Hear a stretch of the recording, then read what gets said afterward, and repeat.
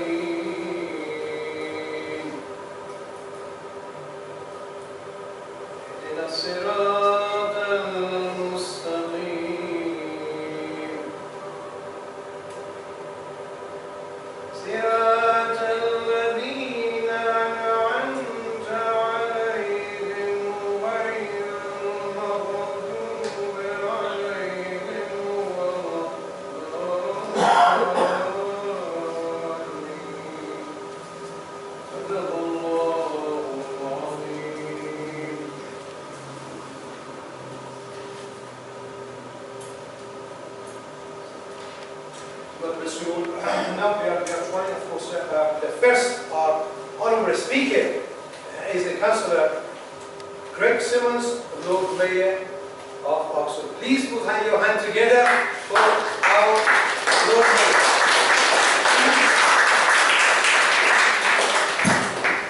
Well, thank you very much. I hope you probably don't need the microphone, so maybe, but I'll give you it anyway. Well, thank you very much, Dr. Ramzy, and thanks you for everyone involved in this relaunch of the Oxford City Sanctuary. I actually chaired the council meeting in July, when the motion that Bosnia put forward was supported by all political parties, reaffirming our commitment to being a city of sanctuary. I heard Hosnia's very powerful speech, and also the voices of many refugees and asylum seekers and those impacted by us above their asylum schemes in this country, the so-called hostile environment. But people may not know that I was also present in 2008 at the council meeting when we first created and proclaimed Oxford as a city of sanctuary. And that was also cross-party. That was also very much unanimously supported by the whole council. And I think that unity in the council at that time actually reflect the interests of the whole community in Oxford. And I think that great that we all came together to reflect that. Because Oxford is a very welcoming city, and it does remain very respectful of the people's diverse backgrounds, and I think that's really one of the things that makes Oxford such an amazing place. The city sanctuary really is a really great reflection of that. And I had the opportunity, and some of you may know Benny Wender, who's the West Papuan tribal leader. I had the opportunity in July this year to also honour him with Freedom of the City. And many of you may know that Benny and his wife Maria and with his young baby Katika, they came to Oxford as asylum seekers and refugees. And he was escaping torture, and he was escaping sort of a very tough regime in West Papua. And for him, you know, that Oxford really was a genuine city sanctuary in the real sense that he was escaping from torture from a very sort of, he was in Abapura jail, and he managed to escape and get over here. He was granted asylum, and that was 15 years ago. And since that time, you know, him and his family have grown to contributed to Oxford life. He set up an international movement for the freedom of West Papuans, and then went on to become a UN representative to the UN as a delegate for peace. So actually just really shows you what support like the city sanctuary can offer people, and how within a relatively short space of time, within 15 years, he grew from someone who was very injured, he came, you know, needing medical treatment, and then ended up being a UN representative to the UN, fighting for peacefully fighting for a democratic campaign for his people.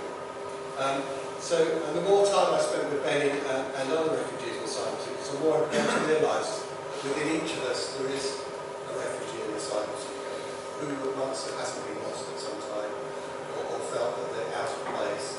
And I think that's really something which through city sanctuary that can be addressed. So thank you very much to those involved in the relaunch of the city sanctuary. It provides a very important focal point for all this very important work that we need to keep Oxford alive. So thank you very much.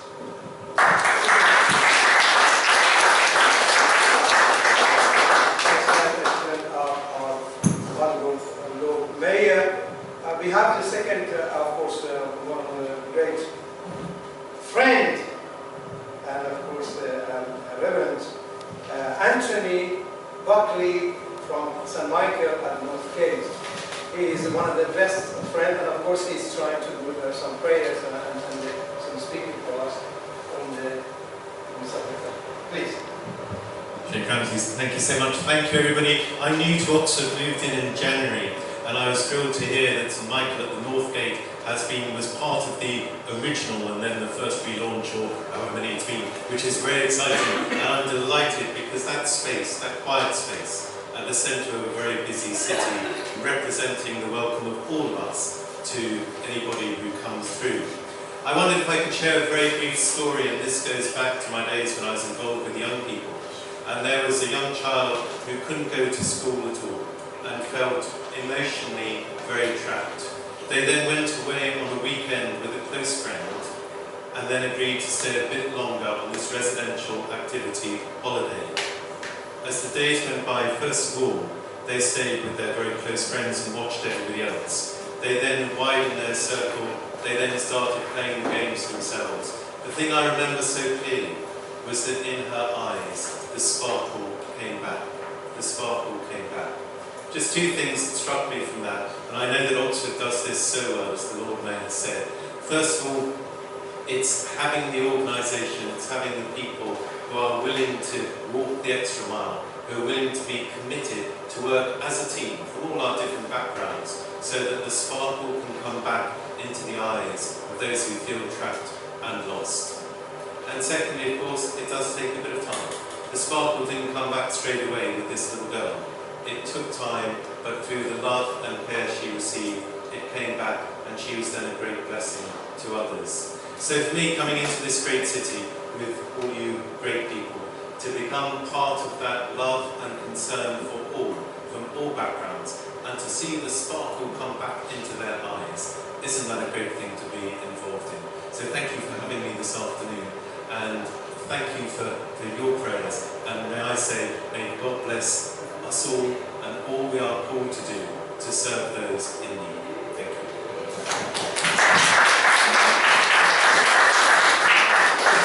Reverend Anthony, that was great, of course, and we need all the help as we can get. We have to be united. It is very, very important, my brothers and sisters, to be united. Brothers and sisters in humanity, to be united, to help each other is very, very important. People are suffering. Left, right, and center, suffering from the war, from the war-torn countries. They come here and they have nobody. They are crying. There are many things happening. We have to give them. It's very, very important. We give them a hand because we could have been one of those. After all, we are all people. I would like to ask, of course, honorable Councillor Jamila Azhar, which I know her from a number of years, and she is very, very active on anything and everything I wanted to say, of course, and she does excellent job for the community. And put your hand together, please, and we go to water and over. Thank you very much, Doctor. Very kind words. And very touching speech was Broadware. Broadware councillors, guest speakers, and friends. My name is Jamila Azhar, councillor for Oxford County Council and Oxford City Council. I am so pleased to be invited by Oxford City of Sanctuary, who are doing brilliant work to help refugees and asylum seekers. In Oxfordshire, are providing help support to settle in the city and county. We ask Oxford City Council and Oxford County Council to provide housing and welfare to these vulnerable children and families. Recently, many refugees have lost their families and assets in the war, which is still going on. We, as a collective councillors and local authorities, must work with organizations who can provide medical help and support in what they are facing. Scholarships, we should ask universities to give scholarships and ask businesses to employ these refugees.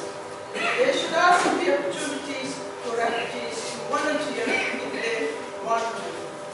We ask an international organization to make a difference, help them with their needs. They should have the right of freedom from torture and degrading treatment, the right of freedom of opinion and expression, the right of freedom of thoughts, and right of practice their religion, the right to their life, liberty and security, freedom from discrimination.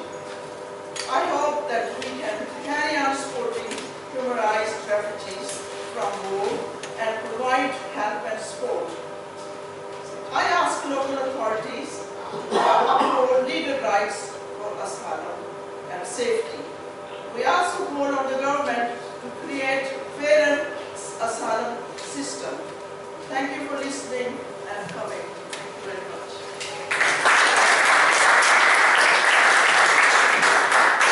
I couldn't hear properly. Put your hand together. What was that?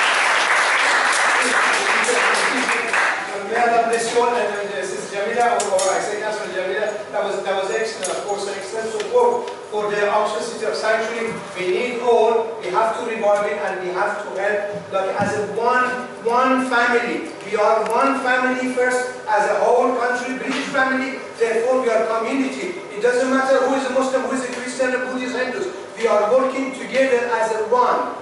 Therefore, let's be one and let's help each other. Is very important because the war at the moment is situation is upside down, inside out.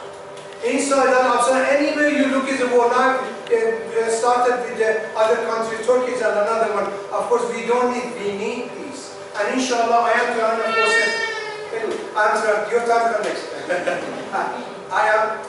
I'm trying to make it something called as a third world peace, not third world war, because we are in a third world war. Everywhere is a fight. We are going to make a third world peace, which all of us to be brothers and sisters in Islam, inshallah, from London and goes to the four corners of the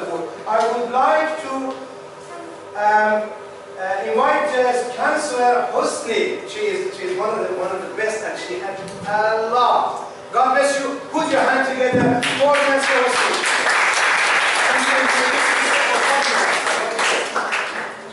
Hi everyone. My name is Hosni Jafari, and I am one of the Labour City councillors.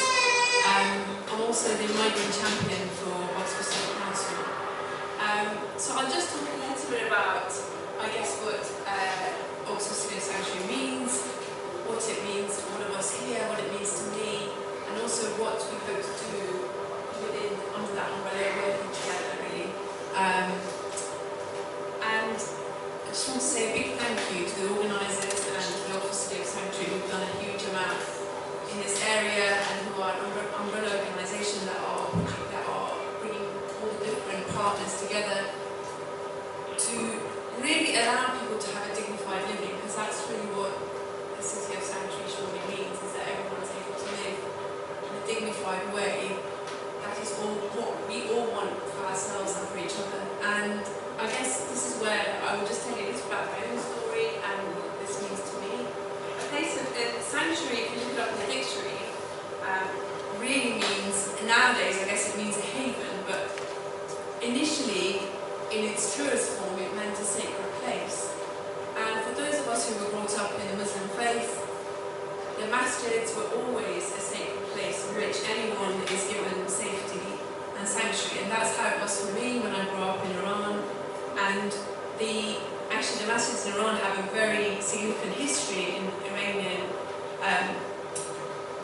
idea of giving sanctuary and a place of safety to people. In fact, during the time of the revolution, often you would find that people who were escaping the Shah's regime were actually hiding in mosques and masjids across the cities. But also what is really interesting is that this idea of sanctuary sometimes implies that there's a person giving sanctuary and a person receiving sanctuary. Which actually, that is a constantly changing thing, as I've found in my own life. We came here, I was nearly 13 and a half, nearly 14 when we came here, and we came to the UK as refugees from Iran. My dad's a refugee, and we didn't have a lot of money, things were tough, and it really has been, just looking at my own life, it's a real honour to be able to now give something back to society as part of the City Council and in all the work that I do with different organisations.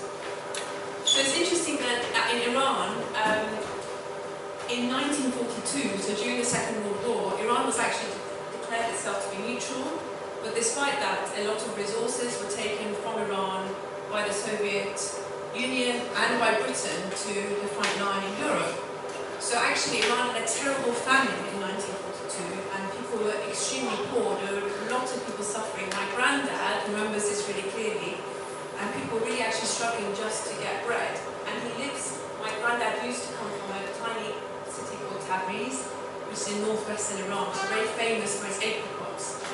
And a lot of people there and the carpet are ethnically Turkish, and they speak Turkish actually. And my grandmother used to speak Turkish when I was little. But he remembers he was an orphan, my granddad, and they didn't have any money, and they were really struggling just to find bread to eat, essentially. But around the same time, the Soviet Union actually managed to allowed 120,000 Polish refugees to come to Iran. And people described arriving in the Caspian, and they were really fearful of what was going to happen to them, and they thought people were throwing things, and they thought, wow, they'll be getting stones thrown at us. But actually, people were throwing candy and sweets for these uncomers, because they were this idea of providing sanctuary and giving the little, whatever you have, making sure that your guests and those seeking sanctuary have the best of what you have, is a really important part of my faith and what I was brought up with. It's a really important concept. And it's obviously really interesting because now there are lots of Iranian refugees all across the world. So it's really interesting that in our own recent history, that changes all the time. And it's just really important to remember that, because any of us, as has already been mentioned, any of us could be in that situation at any time. And the idea of sanctuary applies to you and all of us, and changes all the time depending on your own lifetime. the City Council, as you've already heard, has been working for a long time, and I just want to welcome Marie Tidball, who is our community's member of the Cabinet, and she has done a huge amount in bringing the different community organisations together to work effectively with the City Council to make sure that people have access to services, that their voices are heard, that their rights are protected for newcomers within the city. So thank you, Marie, for everything that you do. And there are lots of community groups, and we are working together with the City Council to make sure that people's voices are heard, that people feel at home, that we can all work together and really be part of the wider society that's already being talked about. But I won't, it's not all sugar-coated. You know, there are really challenging times. I am constantly reminded, working in the NHS, that the Windrush generation who came to Britain and really built the NHS have now been treated honourably, and really, I'm sure all of you feel that shame when we read the stories of people who were denied from NHS care because of essentially an institution racist system that's been built. And that really falls on all of us who have the power and the voice to speak up, to make sure that we remember that this is happening at the moment. And I know our EU citizens are really concerned about the threat of a no-deal Brexit and what's going to happen to their rights at this time. So we need to remember all of those facts and try and do as much as we can and speak up in any way that we can and make sure that people's voices are heard. So just to end on a positive note, there's a really famous Iranian poet called Saadi, who some of you may know, and his poem is actually written on the top of the UN, and it's a really famous poem because it talks about the human body as one unified whole. So I'll just read it in Farsi if you don't mind, and then I'll read the English and then I'll end there. بنی آدم اعضای یکدیگرند که در آفرینش ز یک گوهرند، چو عضوی به درد آورد روزگار، دگر عضوها را نماند قرار. تو که از محنت دیگران بی‌غمی، نشاید که نامت نهند آدمی. And the translation, and all children are taught this poem in school. So it's a really, I was taught this when I was 7, and everyone in Iran knows this poem off by heart. The children of Adam are the members of one another, since in their creation they're of one essence.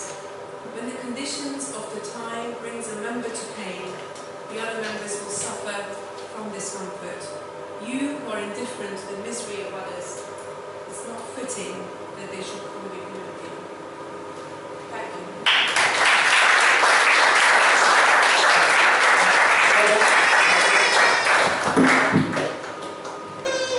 Many organizations which he says, if you don't care for the people, you should not be called a human. And that's why we can't say in these days, because it is very, very important. We have all brothers and sisters in humanity. Therefore, we have to have. God bless you all. Next speaker is our sister councillor Lubna Ashad. She does a lot of work. She put all with this little boy over the chairs and everything, and she does lots of work. God bless you. And put your hand together for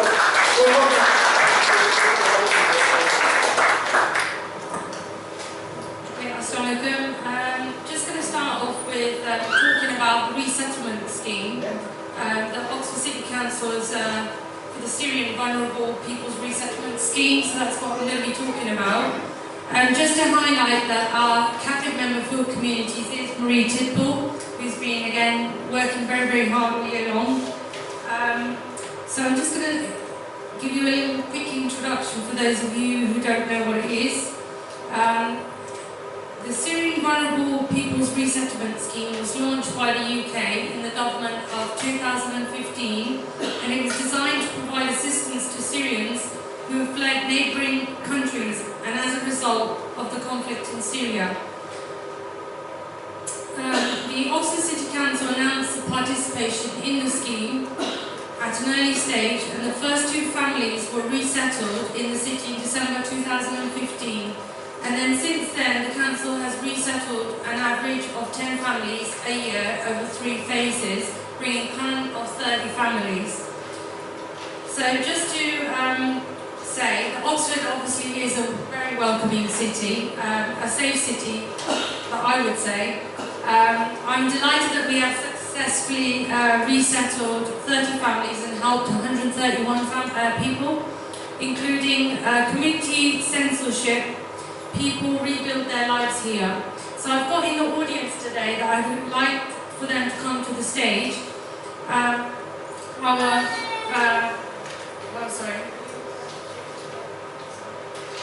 He needs no introduction. He is the founder of the Syrian community. His name is Hadi Nouri, and I'd like you to welcome him to the stage. So a round of applause for him so he can just...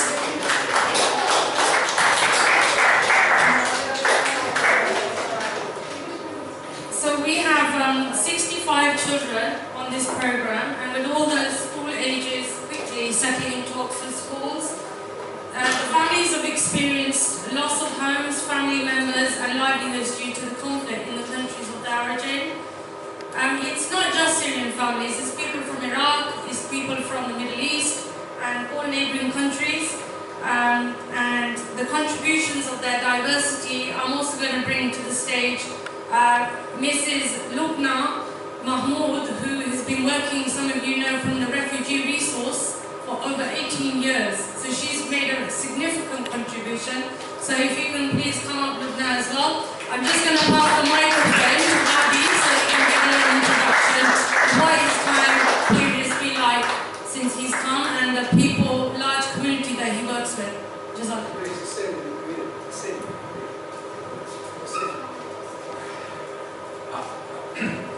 Hi everyone, thank you for this invitation. I'm a refugee as well. I came to Oxford 4 years ago. As you know, as Syrian, we are facing many challenges, especially what happened now in Syria. We have many. I can't explain how our feeling about what happened in Syria. Since now, I think now we are going to year 10 now in the conflict in Syria, and all Syrians had very bad feeling about what happened in Syria. So when I arrived to Oxford, I recognized there is lack of support or lack of understanding of Syrian needs. So I worked alongside with other organizations in Oxford to support most of the Syrians in Oxfordshire. So I established I founded the Syrian community in Oxfordshire. Then I worked with many organizations to help these Syrians, especially newcomers, to settle them in this community and help them to integrate with and understand the system. But we're still having many issues between us and the understanding what they need in Syria. Because most people still concentrate about improve the people English. They think these people, they need to improve their English.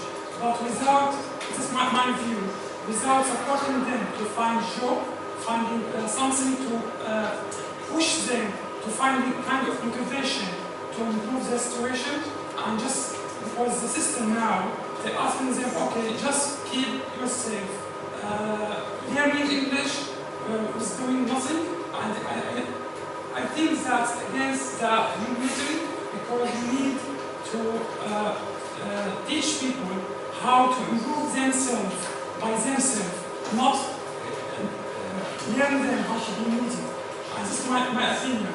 And to be honest, the resettlement scheme is very important because it's helping a lot of people, but we have to adjust some services to help these people to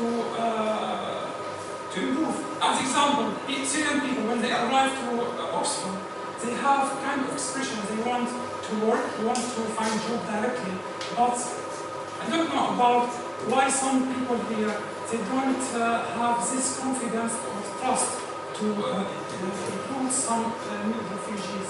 They're still asking, okay, we don't have this ability to recruit refugees or newcomers, so we need you to doing something for you. It brings us some references, brings some advices, and to them we can accept you to work with us, and that's against, I think, that against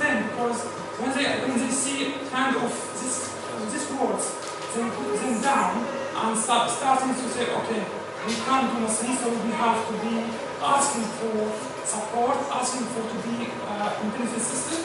So when here, after that, they will see themselves, they don't have this ability to work anymore. And as now, because I'm working with connection support as well, it's part of my job now, you see it's very difficult now to push people after a year to find a job after this whole gap. So I think from first time we have to help these people with employment service, then we can work on English. This is my first point. I have a lot to speak, but I know it's limited time, and also we as a community we have many activities, and one of our activities we have a football team, we participate in the Diversity Football League, and today at 6 o'clock we have a match against the Sudanese community. Thank you.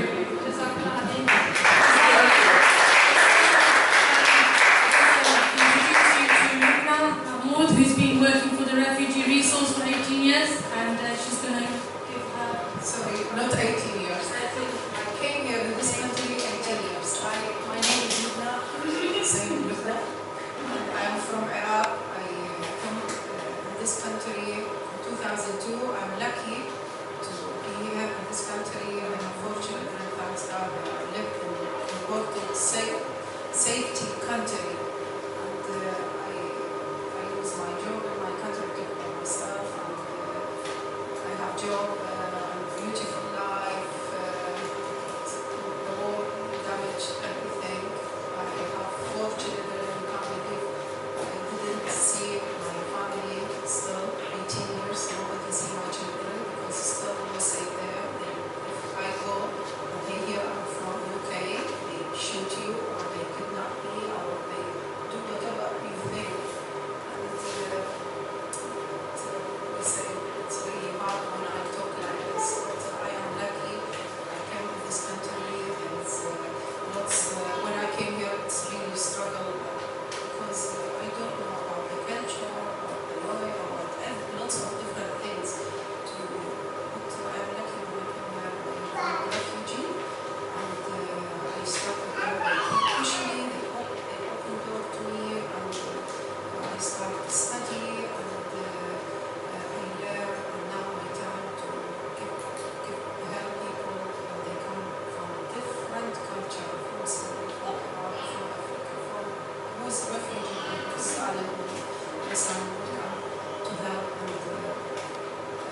We do lots of activity to, especially the women. It's really hard for the women. They miss house and family and some children they lost in this country. And we know we help them to do lots of activity. We teach them, and we do not just for teach them English. No, we keep pushing them to build confidence inside them. And we need more from city council to keep touch with this new people. They came here and don't understand everything, how to talk, how to do, how to go on this country, which is safe for them to find them. It's really hard. We need more from the council to look after them. And that's it. Thank you very much. Thank you for listening.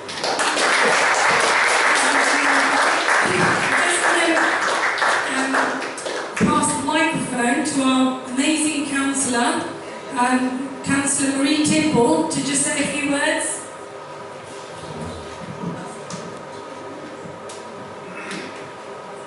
I think 5 minutes, she's speaking, 5 minutes is baby.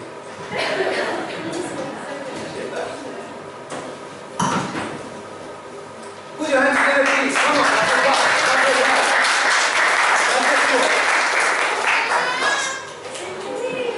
See, I said that. So thank you all very much for having me today, and my extra special helper, Sophie, who's with me on the stage. what an important event, and I'm truly grateful to be here and for the kind introduction of others on the panel. The hostile environment created by the Conservative government's discriminatory policies makes it imperative to continue to restate our commitment as a city, as we do today, that Oxford is a city of sanctuary to migrants, refugees and asylum seekers. In these times, where the brutal impact of the government's regime is being laid bare, the migrant communities in our city must know, and I'm so grateful to hear from the speakers that we've heard from just now, that our arms are open in welcome to them, and that we celebrate the vibrancy, skills and talents that you bring to our city and its communities. We became a city of sanctuary in 2015, and as Cabinet Member for Supporting Communities, I just wanted to say something of the proud and proactive record that we have put in place since then. We've accommodated, as Lubna mentioned earlier, 136 people under the VPRS scheme, more than any other local authority in the southeast, a record I'm particularly proud of. This equates to 30 families, 13 members of whom are now in full or part-time work, 18 are in volunteer roles, and 53 including children in English language or full-time education. Working closely with our... this is challenging. They say never work with children or animals, I can see why. We work closely in partnership with organisations and agencies across the city and county to share best practice and communication across Oxfordshire. This has led to improvements in raising safeguard concerns, establishing employment and ESOL pathways, and raising awareness of the EU, of residents post-settlement.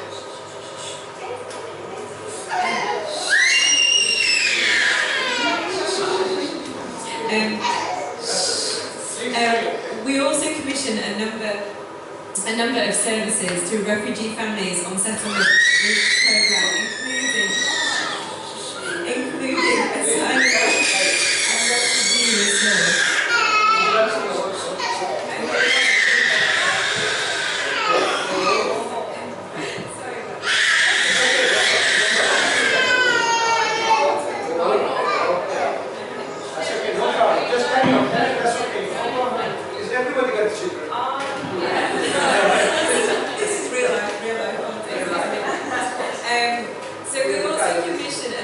Services to support refugee families on the resettlement programme, including asylum, welcome and refugee resource.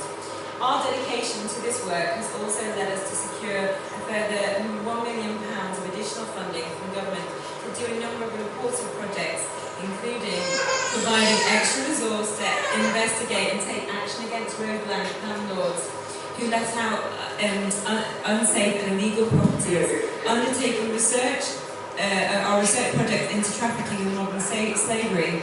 We're currently developing a school advocacy project to help migrant parents to be more involved and have better understanding of the UK system. Yeah, this record shows that we take our status as a city of sanctuary seriously, and we are a council of action and not words. Nevertheless, there is always more work to be done, and the motion that we agreed in July this year sets out a roadmap to ensure our dedication to supporting the rights of asylum seekers, refugees and migrants, and enabling them to access the services they need and opportunities they so richly deserve in our city. So thank you very much for having us both today, and thank you to all of those in the audience who are so involved in this work. It means so much. And as Hosnia said, actually for these groups we must stretch out our hands and offer all the help that we can to make our city truly one of sanctuary. Thank you. Excellent.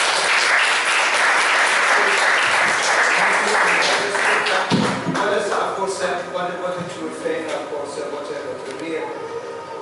real feeling for these brothers and sisters, which they come from the war-torn country, the countries which they had everything. Of course,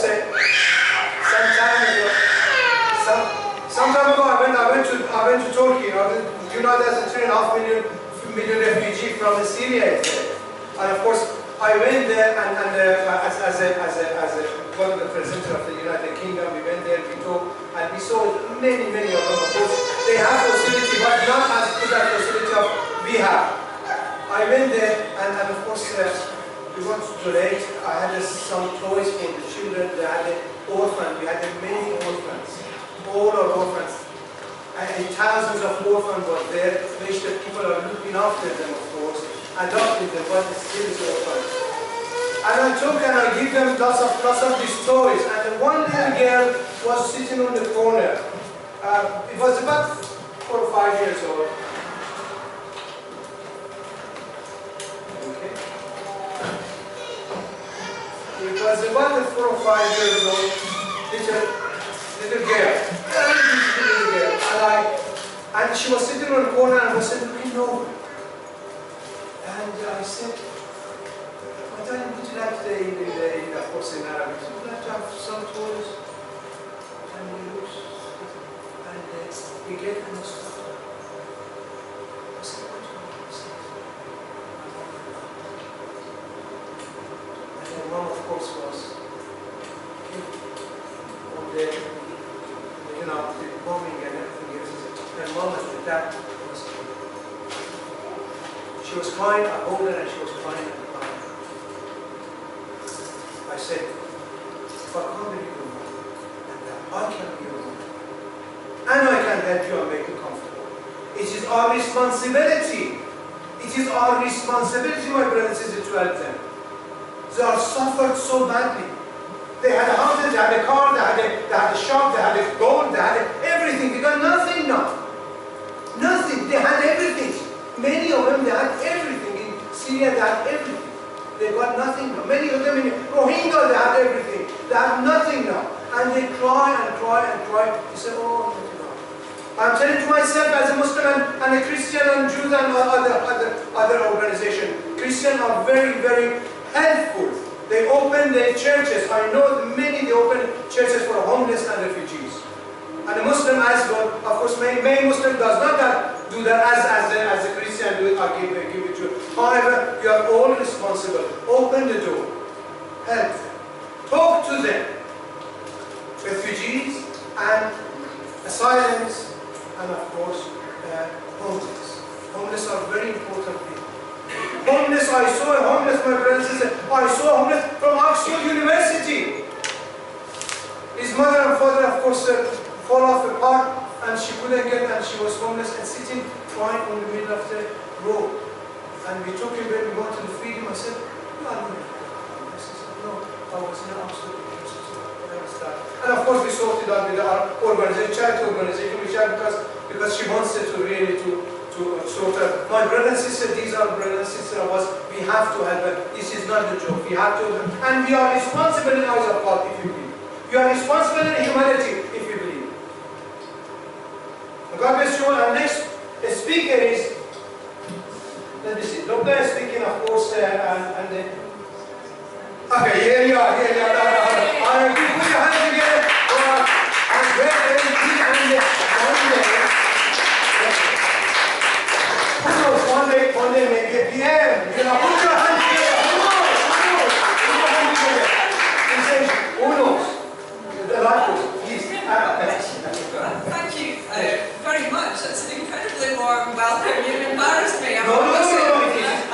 In a nice way, And it's really, really lovely to be here with so many people who are so incredibly committed to help those who desperately need help.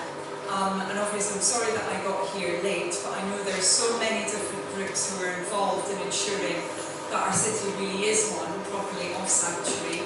I think we're enormously lucky actually in Oxford that we have such a commitment, whether it's from refugee resource or asylum welcome, or indeed the whole variety of different diaspora groups which come together to support refugees and asylum seekers from other countries. I think we have an enormous wealth and diversity and strength there, but it's very, very positive that we're now seeing City of Sanctuary actually turned into something which will be able to collaborate and ensure coordination in a more institutionalised way. So thank you to everyone who's been involved with that.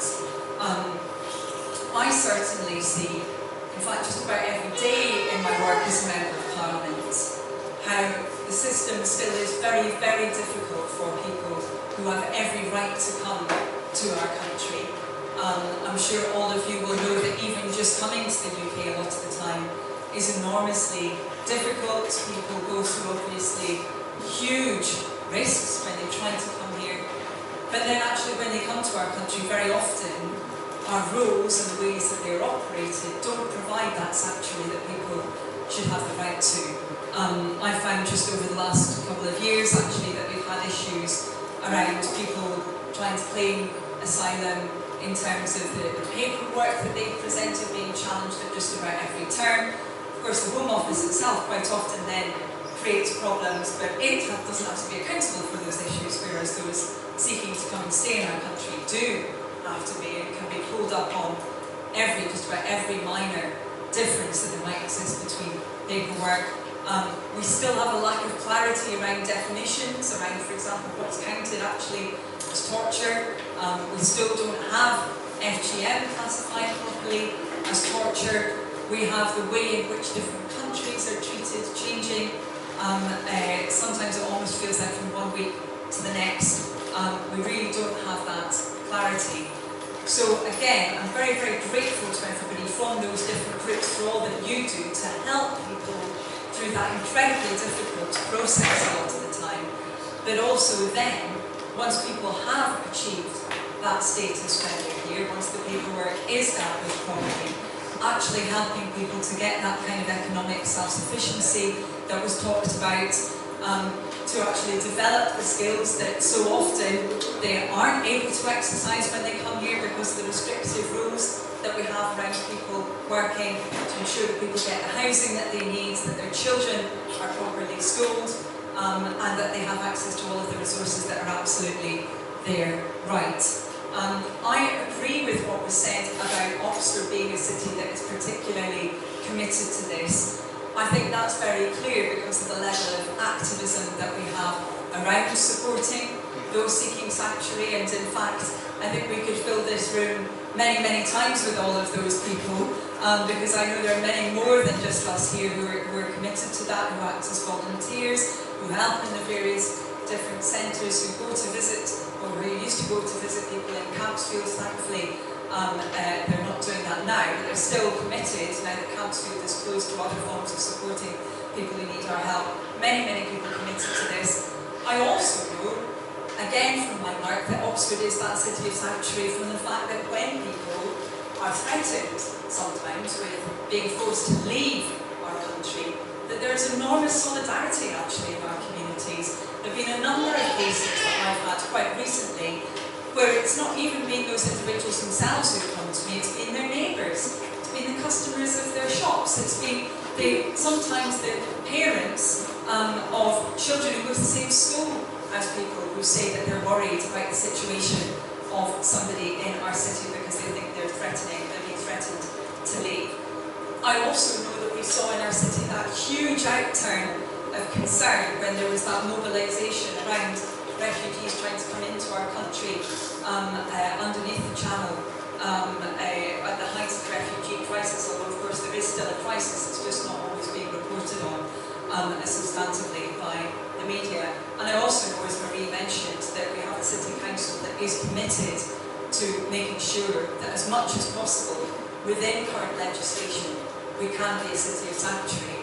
But I suppose that's really what I wanted to finish off with, because I think there is so much that does need to change if our whole country is actually going to assume its responsibilities in this area.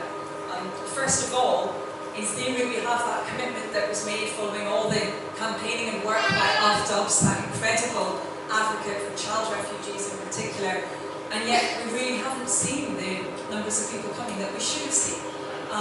We're told that that's because it's not possible to find always those children. I don't think we've tried hard enough actually, we've not tried hard enough to make sure that we fulfil our responsibilities there. We also, of course, in Parliament have passed legislation to say that it should be possible for young refugees, for child refugees, families to come to this country, to be with them, and yet that's not been implemented, even though it was passed by Parliament. That has to change.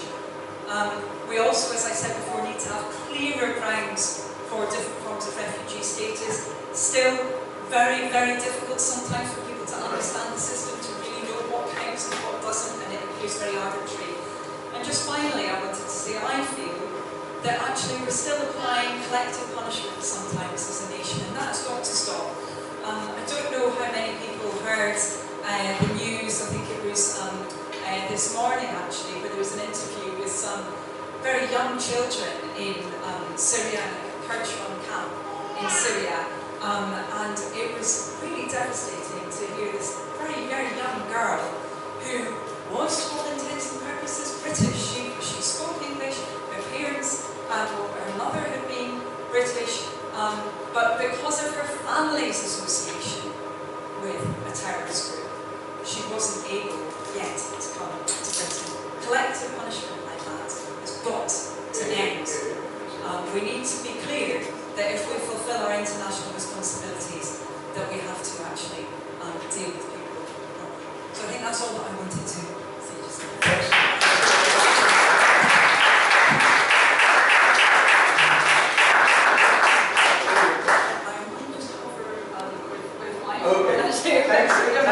Put again your hands together.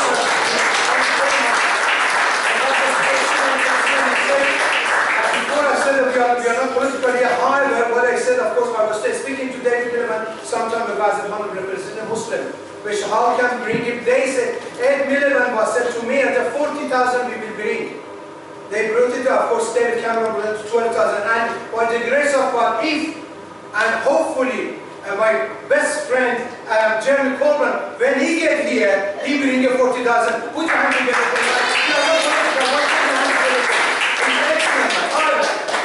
that. That was right. We cannot choose. It's very important. We cannot choose. We have to have a one law for all and bring him, and of course, not punishment for the one person. For example, families done wrong. However, I was going to ask Evelyn. Evelyn, you next one.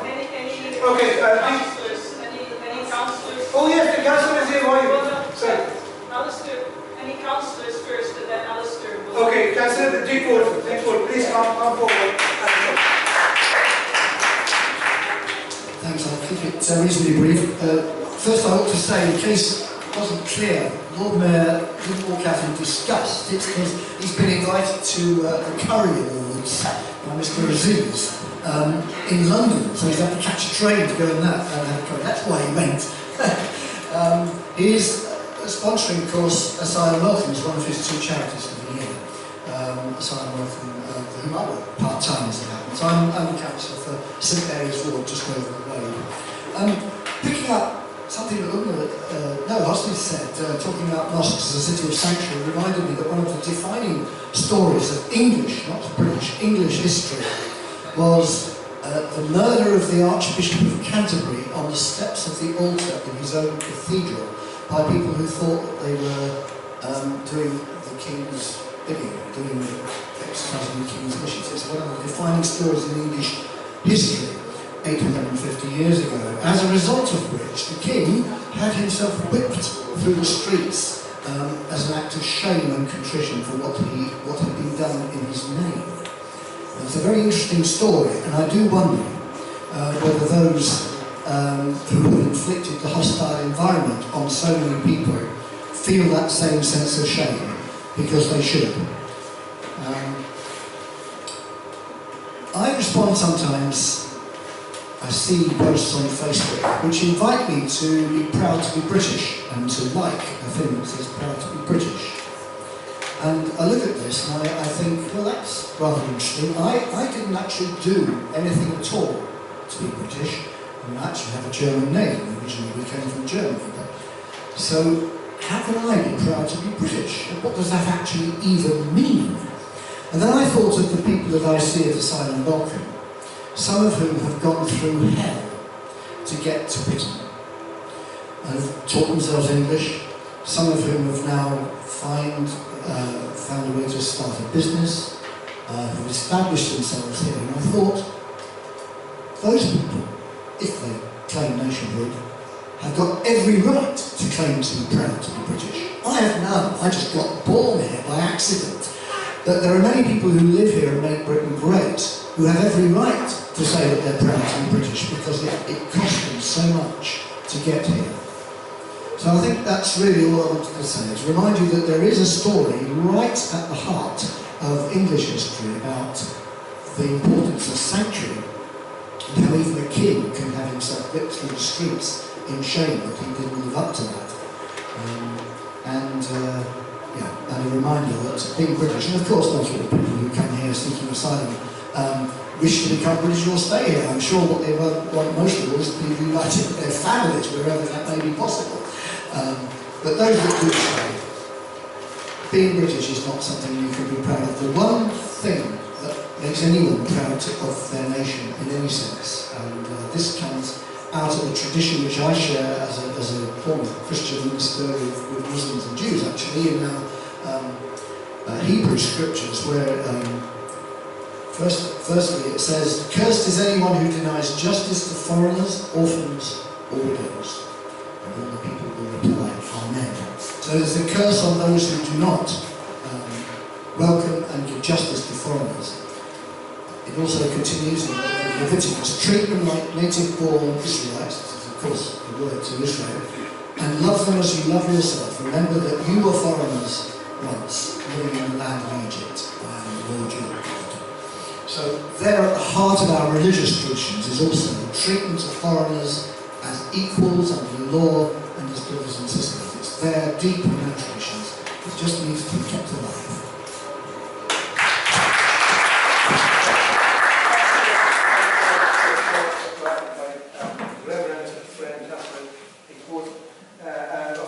We need all the help of councillors, all the help of councillors, MPs, and all. Not just for Oxford, we need to, for all country, have to get united by the grace of Almighty God. I've got the next speaker, hopefully, inshallah, for the switch it off. It is not on. Just switch off. It's my assistant, sorry. Thank you. Just bring it here and I'll sort it out later. My apologies. But we are all friends and brother and sister. What else? Put your hand together for that. We have Reverend Philip Richard, very close friend of mine. Please come forward. San Mary and Jones, Carly Road. He's just next door and he does a wonderful job. Thank you. Thank you, Dr. Ramzy. You just told me I should come and say some words. Of course, yeah. It's great to be on the county road. Often I think that we think that problems about seeking asylum and seeking sanctuary are kind of for other people, and we lock ourselves away in our own homes and our own communities. But living on the county road, you can't escape it. 6 months ago I was down at the courts in London, the first time I've been down, to support someone who wanted to stay in this country. He'd been working at BMW and then he lost his job because his papers weren't quite in order, but his wife and his 4 children were here and they desperately needed him to stay here, and luckily we've got a kind of temporary 2-year thing so he can stay an extra 2 years. But going down there, it really opened my eyes because I saw all of these people, so many people, often with families, who were seeking to get people to... Oh, I'm not... Sorry, that's just... No, she wants to talk husband. And there were so many people wanting to get support so that they could stay here, and they had families who needed support as well, so there were other people dependent upon them. And it really opened my eyes to what a big thing this was. And I'm so grateful that there were so many people down there seeking to help them, and that I was able in a tiny way to help my friend. And then last month I went to a party with some of the Syrian community, and it feels like the Syrian thing kind of happened, and now they've all they were all coming once a week to a party in my hall, and now they've all moved out and they know people in the community and think, well, that's kind of solved now, but of course it isn't. And there was someone who'd become a friend of me who was saying, you know, my parents are in Turkey and they're getting older. Turkey's not an easy place for them to be. I want to bring them here. and I was trying to find out places where I could get support for them, but actually it's difficult and they don't quite fall into all the right categories, so maybe his parents are going to have to stay in Turkey, but that's really difficult because they're not in a good place in Turkey, but they're not, it's going to be difficult to get them here, but they can't go back to Syria, this family from Aleppo. So all of these complexities mean that I'm so grateful that we're a city of sanctuary and that we have people in Oxford who are concerned about these things and people who I can phone up and get information from. And just this morning, a family, a Nigerian mum and her children wanted me to sign their papers so that they could, so that her children could be here more in the long term. And most of their education has been in this country. So these are people who are like part of our community and who need our help and our support. It's wonderful to be on the Cowley Road because we're part of the city that really cares about these people and we try and get what support we can for them. And so I'm grateful to be in a community where that support is available. And I'm grateful to be able to be part of a community that cares about those people, but they still need an awful lot of help. So, Excellent. As our Reverend Philip says, it's very important we help them. Let me tell you something which happened some time ago here. Of course, sometime 12 o'clock in the night, 12 o'clock in the night, someone from the asylum or for a city council phone says, Sheikh, somebody is in the middle of the road with his bags. In the middle of the road, he's an asylum seeker. He's one of the refugees. In the middle of the road, can you look up? I said, it's the council's job to look after him, not me. And he said, they said, please go and look after him. I don't know. And we went to look after him. I said, who are you? He said, of course, they had some difficulty with his wife. He had some difficulty with his wife, which we don't want to bring it up. And they threw him out of his house. And he was sitting and crying. Of course, I told Dr. Evelyn, and I said, we need to get a place for him. I paid for it. And we find, by the grace of thanks to the Christian, where was the place which we put Muhammad in Abingdon? Yes. Host Abingdon. That's right. We put him there, and they love him. After 2 years, still is here. He said, about 2 years here after, he's still there, and they're still looking after him. As thanks again to the brothers Christian and sister Christian. The next speaker which we have, of course,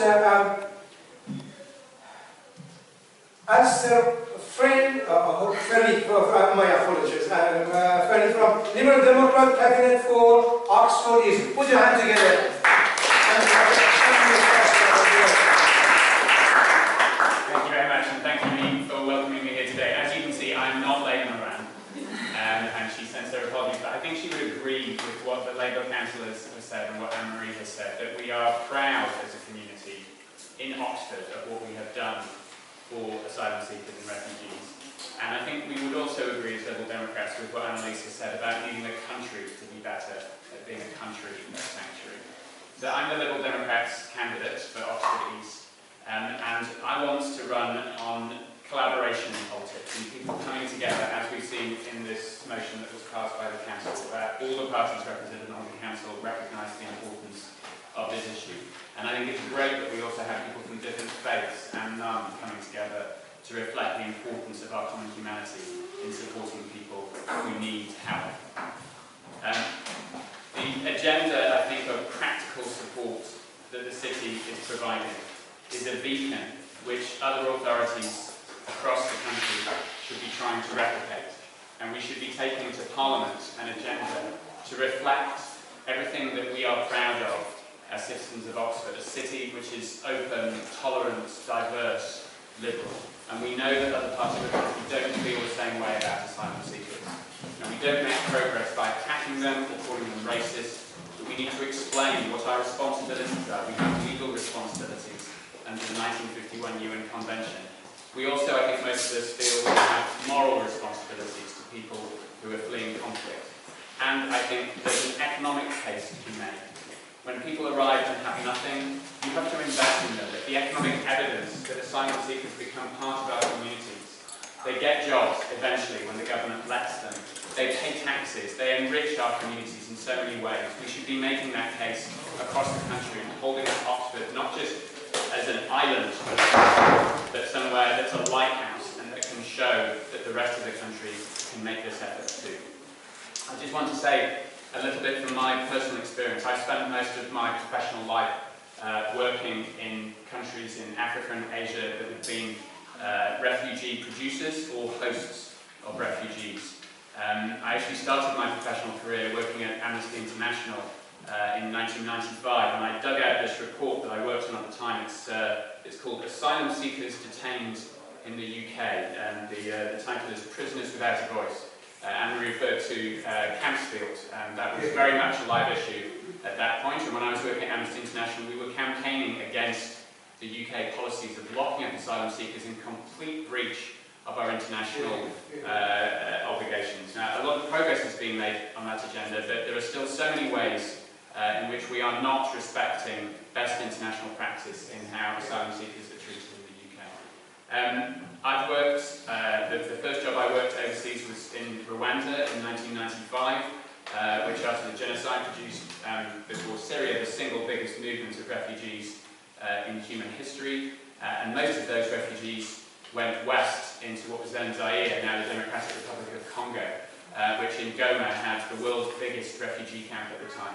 And the government of Zaire was not capable of coping with that influx of refugees. And I was shocked by the efforts that local communities in a very poor part of Africa made to try and deal with these people who were fleeing genocidal maniacs with machetes who'd been chopping the heads off children. And some of the poorest people in Africa saw it as their responsibility to try and help those communities. I worked on the Middle East in the run-up to the war on Iraq in 2002, 2003. I worked with Palestinian refugee communities in Jordan, a country which has been completely transformed, not once but twice, by an influx of refugees from Palestine in 1948 after the Nakba, and again now from Syria. I ran the British aid programme in Afghanistan, which after years and years of conflict has seen refugees go into Iran and Pakistan and come back in again. And my last job overseas was in Kenya, which has accepted about 1 million refugees from Somalia, which has been in conflict for most of the last 30 years. And if I can just tell you a story which I hope I can now tell without crying. The first few times I told it in public, I cried. In 2011, there was a drought in East Africa, probably caused in some respect or made worse by climate change. And Kenya was just about able to cope with this drought because the government had some resources and it had good collaboration with the international community. People could get food and supplies to communities who were really struggling. But Somalia was still very much a conflict country at that point, and the drought turned into famine. It was the first famine of the 21st century, and very large numbers of Somalis left the country because there was literally nothing for them to eat, and international aid was not getting in. And I went to a place called Dadaab, which is a refugee camp in northeastern Kenya, close to the Somali border. I've been there since 1991, the biggest refugee camp in Africa. And I met a family there, a man and his wife. They didn't speak English and I don't speak Somali, but with an interpreter, I asked them what their story was. And it turned out that they actually came from a relatively wealthy Somali family. And this man was one of 3 brothers. And his parents had some money. And they could see that things were going really, really badly wrong. So they had a difficult conversation about what they were going to do. And they decided to send one of the 3 brothers to Dubai. And they had some distant family there, and they knew that he would get a warm welcome. They sent one of the 3 brothers and his family to Manchester, where they had some family, and again they felt confident. And they said to the youngest brother, "Why don't you go to Kenya?" So he set off with his wife and his 3 children. And along the way, they ran out of money and they ran out of supplies, and they arrived in Dadaab with 2 children. And they had left one of their children on the side of the road as they walked from Somalia to Kenya, because they didn't have any money and nobody would help them. And there are thousands, tens of thousands of stories like that happening around the world. And when we look at how other developing countries respond to those stories. 84% of all refugees are living in developing countries. They never make it to the UK. They never make it to developing countries. It's other developing countries who provide support to those refugees who manage to get out of their own country. And I think the UK's own record in terms of how many refugees we have here is pitiful. We have about 125,000, 130,000 in the UK, which is less than 0.5% of the total number of asylum seekers around the world. Last year we accepted 40,000. Germany accepted 150,000. France, Greece, Italy, Spain, they all accepted more than we did. Now, I feel that as Britons, we are an outward-facing international country. Let's face it, we've caused some problems in the world.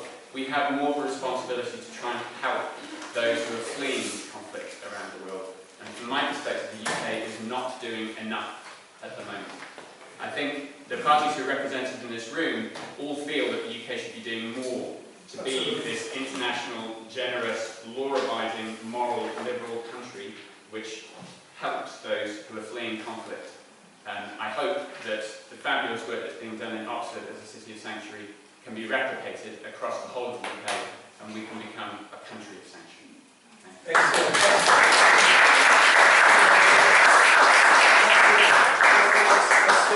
That was excellent, of course, excellent. You have experience. It's a great experience, which you can see. I have the same, of course, share it to you. I was working in the council for a number of years as an imam. I was an imam, of course, one of the priests taking me there. He said, Sheikh, what is happening there? I said, but I haven't got the time. He said, no, come, what's happening there? But nobody, the crying there is about around 200, at least 200 something Muslim there. I said, okay, we went there and I said there are really difficult situation. Of course, myself working with the Bishop Colin, and of course he was, we were working together. We were a number of years working together and I saw what they suffered. Suffering was so bad, which I had to go. I said, if you don't do that, I'm head of the community, head of the Muslim in the United Kingdom, and I'm going to the newspaper. And he said, oh, by the law, you shouldn't say that, you shouldn't say that, because I was one of the, of course, staff. Otherwise, I couldn't get in. And I had to resign. Two people, when I was there, 2 people got suicide. Very close friend, I can see him. He was 17 years old. They put him in there, he was young, very young. And they put him in there, and he was, situation was, I really, my heart cries for him, I believe for this person. And I knew he was going to kill, as still as in myself, I can see him. He was, anytime I was going to pray, he was standing down there on the corner. And he killed himself because of the situation that she wanted to send him. He could be a real refugee, but they wanted to send him back. He said, I don't want to. He said, I'm wrong. You can't choose. Refugee is a refugee. You can't choose. This country, unfortunately, with all respect to the government and parliament, they choose it. They go there, for example, to Libya and choose that, pick the families. They don't pick the poor people. They don't pick the young ones. They don't pick it. It's all of human. Why are you picking and choose? As of course many of our friends said, you have to help all. And by the grace of God, they will help us, and we will be, again, as you said, we revive the city of sanctuary, and as our good friend said, we're going to be a country of sanctuary, and we will do it if we all unite. All unite, we will do that. Of course, we need many for the revival, and for our honourable friend, Dr. Evelyn will talk in a minute about it. We need a many member of committees, because we are reviving many of you, and we need more, and hopefully are you going to talk about that? Yes, excellent. And now I ask our friend Dr. Evelyn Godfrey, which is a secretary of our organization, and he is a backbone. Put your hand together for our backbone.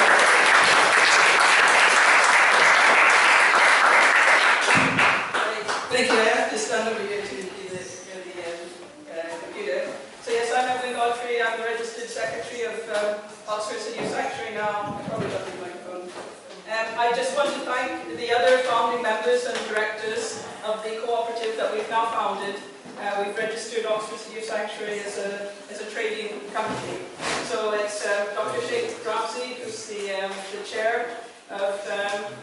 of Sanctuary. Emma Jones, who unfortunately couldn't be here today, she had an engagement in London, but Emma has been absolutely essential for not just the organisation of today, but also for the past 5 years since Emma and I and Sheikh got involved with the first revival of Oxford City of Sanctuary, and Mr. Mohammed Nawaz, who's our treasurer. So as the Lord Mayor mentioned, it was 2008-9 when the City Council voted to declare Oxford a City of Sanctuary. And that pledge was renewed in 2014, and that was when Emma and Sheikh and I got involved in the revival of Oxford City of Sanctuary. And then again in July, as you heard from Osni, there was a new motion pledging again the support of Oxford to being a City of Sanctuary. So we're part of the national movement, the City of Sanctuary movement that started in Sheffield in 2005. So Oxford was quite early on in getting involved in the City of Sanctuary movement. We're the first national city of, we're the first in the City of Sanctuary network to register as a cooperative. The business model that most of the other ones have gone for when they've incorporated has been a charity. So we've intentionally not gone for registration as a charity because we did not want to compete with all the other established charities in Oxford, like Asylum Welcome and Refugee Resource. I've been doing excellent work for many years, and I myself have been volunteering with Asylum Welcome for many years. So the principle of cooperation is to cooperate, not to compete. So we've decided to be a community benefit society. That's the cooperative model, which means we have not just individual members, but also corporate body members. So we're going to be asking all the groups and charities and so on in Oxfordshire to join us so that we can still be an umbrella organisation to include everyone else. So we've registered with the Financial Conduct Authority. We're a limited trading company, democratically managed, so one member, one vote, and owned by our members. So asylum seekers, refugees going for free. Everyone else can pay a subscription as they're able to pay. Like all cooperatives, we exist to provide services to the community. We are not profit driven and we are not a charity. We will not rely on unpaid volunteers. As soon as we can, we hope to pay everyone who works for Oxford City of Sanctuary. We have a commitment to paying everyone Oxford minimum wage. And so just to give an example, because a lot of people, Emma pointed this out when we were making the press release, a lot of people don't know what a co-op is. But to give the example of the big, best-known co-op, it's a food stores in Oxfordshire, the Mid-Counties Co-op. So the idea is you've got a lot of members, and we're trying to recruit as many members as we can. The Mid-Counties Co-op has 700,000 members, and then of those members, there are people who work for the co-op. So Mid-Counties, for example, has around 1,500, and then there are the people who are the directors and officers of the co-op, and again, those are all members. So that's how it's all owned and operated, and just to give you an example of how not-for-profit doesn't mean that you don't make any money. The Mid-Counties Co-op, for example, turned over £1.5 billion last year, so that's the sort of so not-for-profit doesn't mean we do things for free or for no money. So right now, we're recruiting members. We need as many members as we want, and we're obviously going to be asking all the people who supported Oxford City of Sanctuary since 2014 and something, since 2009, to join as members. We're specifically looking for someone to look after the social media, an advocacy officer. Those were both jobs being done by Emma, and it was work for too many people. And Emma's decided to step back from that now. An accounts officer and a contracts officer. So what are we going to be doing in terms of trading? Well, we're going to be keeping a very close eye on the Home Office shortage occupations list for the two-tier basis. The latest one just came out a week ago, and there's some very interesting things on there. The scientists, engineers, doctors and nurses and so on have been on there for a long time, but now they've added graphic designers, artists of all types, arts and culture officers, and that's of great interest to us at Oxford City of Sanctuary. So we're hoping to have members who we can employ as graphic designers and artists and so on. But specifically, in order to identify a trading focus for Oxfordshire, what we're going to be focusing on to begin with is property management, maintenance and building trades. So we're hoping to recruit plumbers, carpenters, decorators, landscapers, and so on. And because we see that as a gap in employment, and also difficult trades for people who aren't from this country to get into, because of the way it works. You tend to be an apprentice and your father was an electrician, and then you learn how to be an electrician and so on. So that's what we're going to be doing to begin with, and also looking at cooperative housing to address the housing and homelessness need, and that's carrying on from the focus that we've had before. And the idea is if we can organise cooperative housing, maybe even new build housing. We're looking at a site for a big cooperative housing development, then we would organise the property management and transport as well. We also identified as a need with all the buses being cancelled out in the Shire. So the principle of cooperation, the socialist principle, I would say the word I would use is socialist rather than liberal. I hope we're a socialist country. Is cooperation, not competition. So we're working closely with other City of Sanctuary groups, and Wakefield City of Sanctuary in particular. I moved down here from Bradford, and I have a lot of friends in West Yorkshire still, has sent a message of support for this meeting. And they've got an art stream, and libraries of Sanctuary, and theatres of Sanctuary, museums of Sanctuary, and so on. So we're hoping to coordinate all of that in Oxford and Oxfordshire. So the basic idea is that we want to give support for those who cannot work, and jobs, not charity. And that's what leads to dignity and integration in society, and that's why we've chosen to register as a trading company and to be employed and owned and operated by migrants and refugees. So I'll stop there. We had a box for questions. Yes, questions? Yes. But we have a question and answer. If everybody's come, analyst. What I was going to say, of course, I lost train of my thought from wrong direction. However, is a very important. Of course, we have a question and answer. If you stay there yourself, and of course, you send somebody for. Would you like to come in front because they want to, please? Mr. Aziz, is there anything in the box there? Is there anything in the box? The important, what I was going to ask myself of RMP, that was the head of Oxford Sanctuary Board, if you don't mind, shall I take the first question or not? Are you allowing me to take the first question? Yes. Excellent, because I think everybody will speak. And the question is that we had, I don't know, is it asylum or refugees, which they cannot work, but they have a lot of skills. Remember, but they cannot work and they have a lot of skills, and the government does not allow them to work. It's totally wrong, because the people, they forget their skills. The people, they stay idle, they don't know what to do, and they go in and stand in I don't know. This dole money or whatever is for really poor people, for really disabled, not for somebody who can work.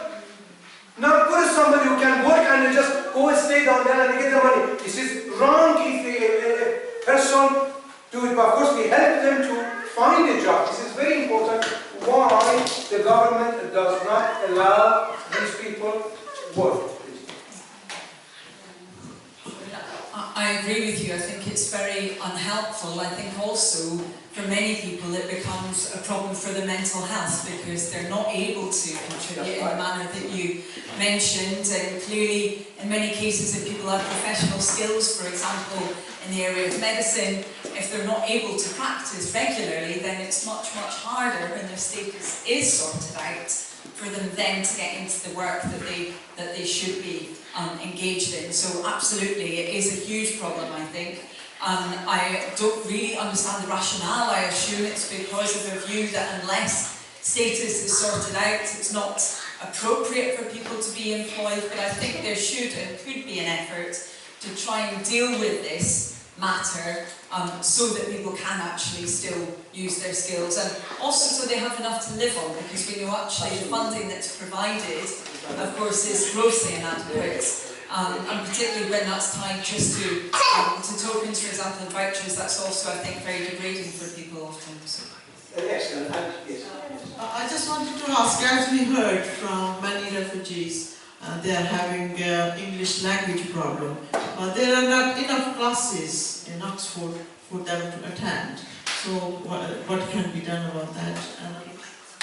I mean, I think actually there are many voluntary efforts which have spread across the city around that issue of language learning, because the support that was provided to TEFLs, teaching English as a foreign language, has dried up. I mean, I remember actually around the time when that change was made, very heavily campaigning against it, because we foresaw that it would lead to people becoming socially excluded. It's had an incredibly negative impact, obviously on many refugees and asylum seekers, but also on many migrants who come, for example, to marry in the UK and they don't have access to that high quality English teaching. So there is a lot of voluntary work, as I said, happening, but ultimately the funding system, I think, does need to be looked at again, because it's not there to provide that support for people. Yeah, no, I just wanted to agree on the point about funding. I mean, what people not being allowed to work, why is that rolled out? So in the past, when we've had very high levels of unemployment in the UK, it's been a very sensitive subject. Migrants, maybe asylum seekers or others come and stealing the jobs of British people. At the moment, we have basically full employment in this country. And instead of allowing asylum seekers to work, which both contributes to the UK economy through the payment of taxes, and gives them some dignity and a faster route into integration in society, we're asking the taxpayer to pay £5.39 a day to support them, which is not very much if you're an asylum seeker, but actually cumulatively, when you add it all up, the taxpayer is paying a lot of money for people who have skills and want to work, not to work. It doesn't make sense. The Liberal Democrats introduced a private members' bill into Parliament earlier this year to try to change that, like most private members' bills that don't have government support. It lapsed. But I think that's a really, really important part of trying to make this country work better for asylum seekers. Excellent. Yes, please. Introduce yourself, Asma, please. I'm Sarah Buxton. Just a point of information.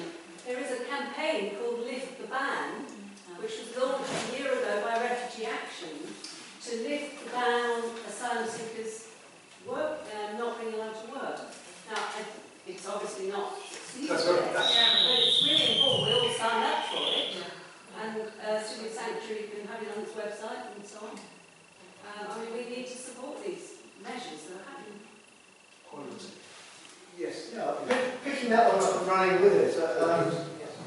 I mean, 2 years ago I was a church pastor. We had an asylum seeker, failed asylum seeker in the church community.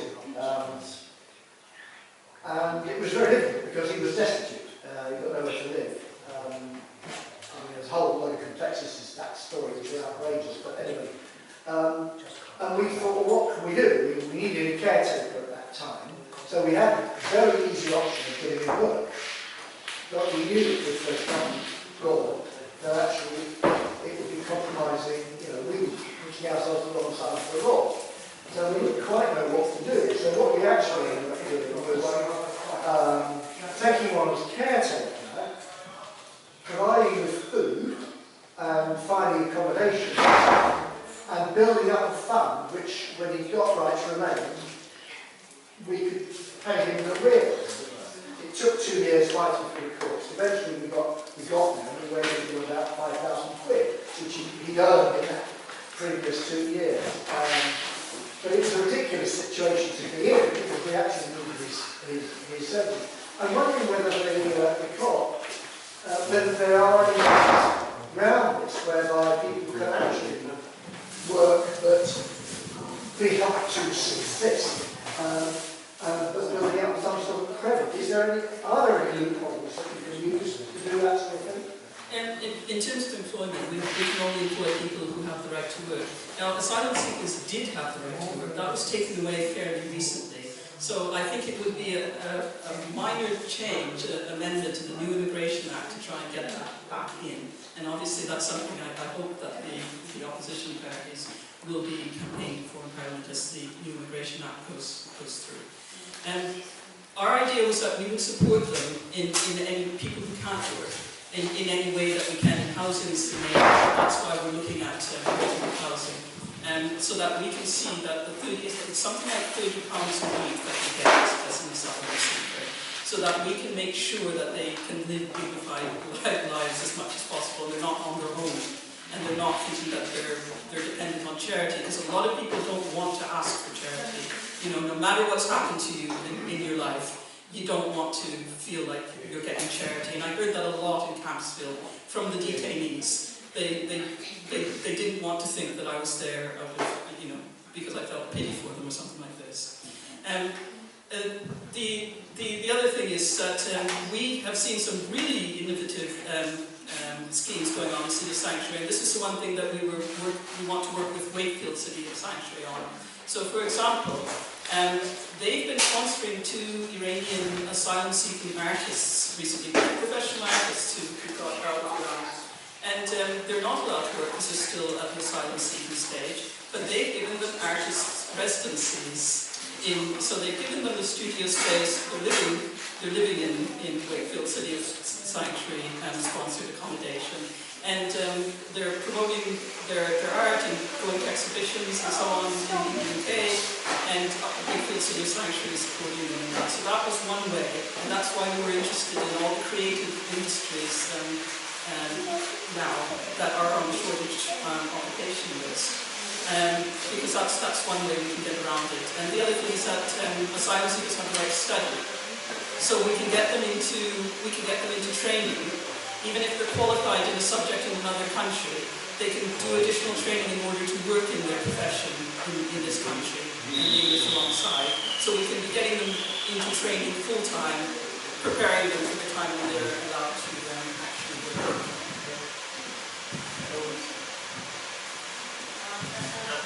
Any more questions from anyone? Yes.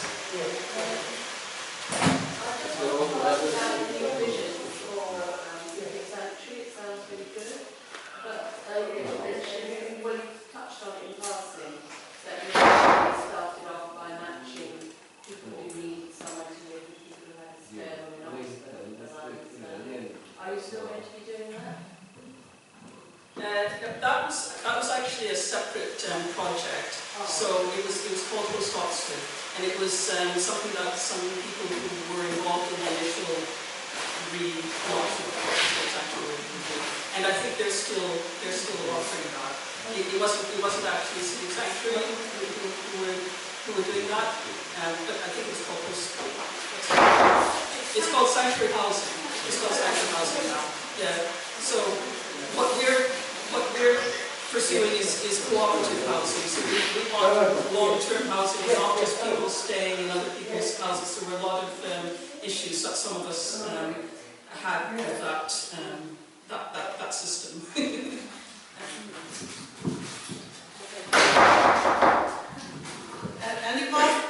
Anybody else? Yes. I'm wondering if we, as a cooperative mutual aid society, if the Oxford Trade Unions are working closely with you, with the Oxford City Sanctuary, particularly in relation to your shortage of occupation. So lots of trade unions, they offer training courses, access to employment type courses. I wonder if there's any sort of kind of relationship that the trade unions could offer in terms of obviously Sanctuary as a cooperative movement, that you could work collaboratively and more closely, and they could work more closely with the Oxford City Sanctuary. Yes, absolutely. So we're trying to get an advocacy officer now who would not just work on campaigns but also on trade union issues. So the Oxford Trade Union Council, we've got very close relations with them. So we would encourage all our members to join trade unions. It's not an affiliated trade union, and you know it's based on your wages now, and you can join a trade union even if you're unemployed. So that's not a problem, but we absolutely want to encourage trade union membership. In terms of getting living wage, for example, not all employers pay Oxford living wage. You know, so that's still a very active campaign with the trade unions. The next question. Dick, do you want to say anything? No. Okay. One we have, of course, is very important at the moment. Would you like to add something? No, add something? what we have, of course, we have one.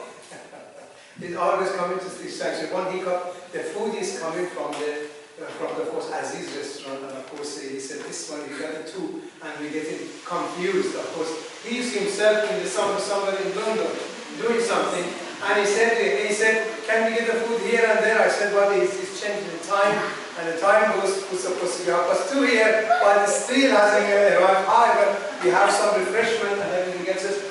That's how it goes, brothers and sisters. If it's not, we have a tea and coffee and a biscuit, and until you stay and talk together, it's very important. Just remember, it's not a quantity important, it's a quality is important.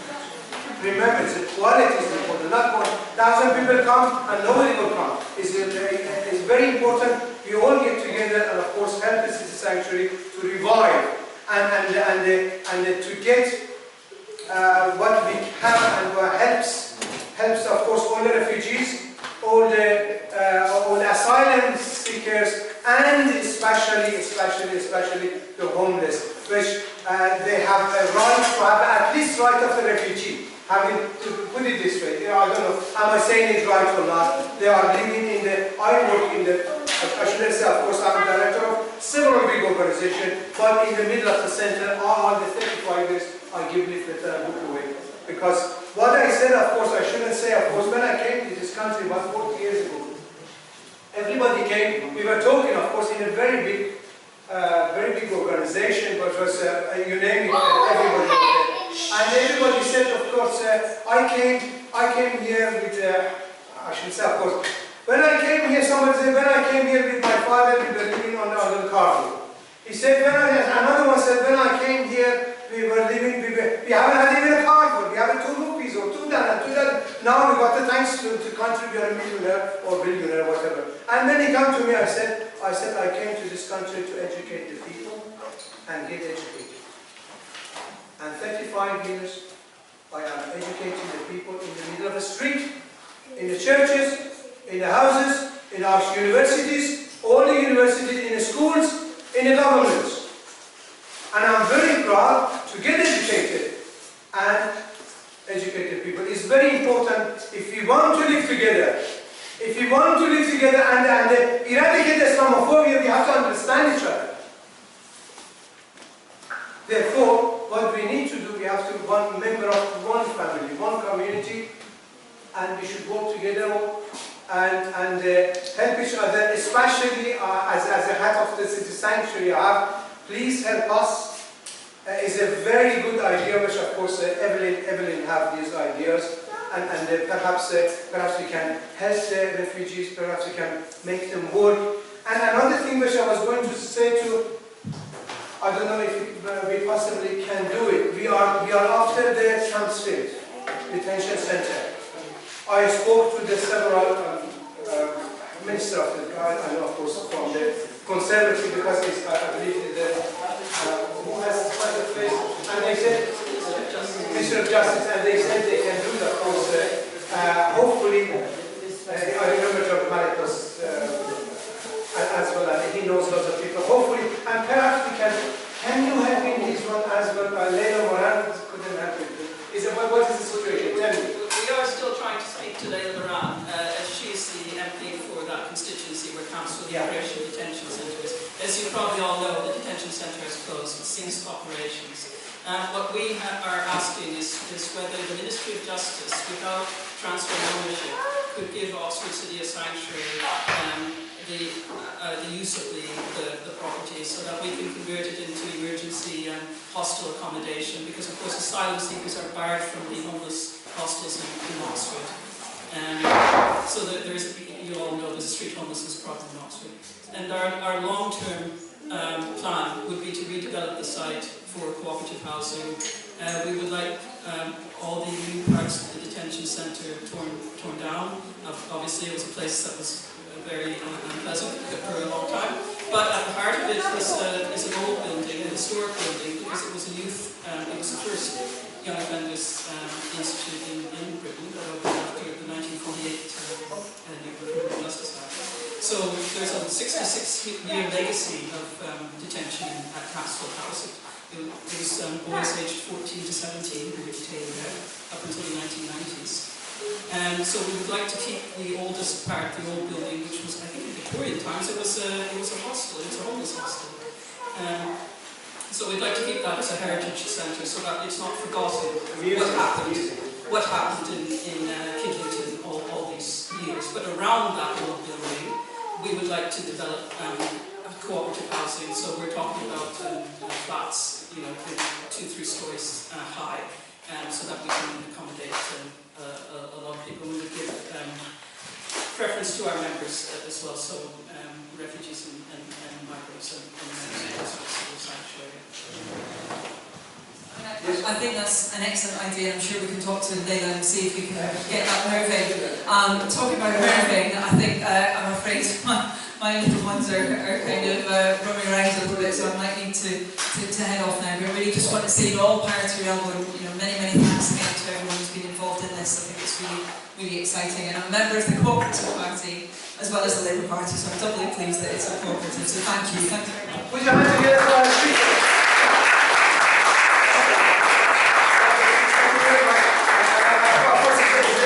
Very good idea if we can get the council, because it's going to be 10 years to 20 years just left to rot, and after that they demolish it. In 10 to 20 years we can help the homeless. With the homeless there is 280. I wonder, of course. I think 280 people can live there in the best place. But please stay. The food comes soon. We have the tea, coffee, drink, and the biscuits.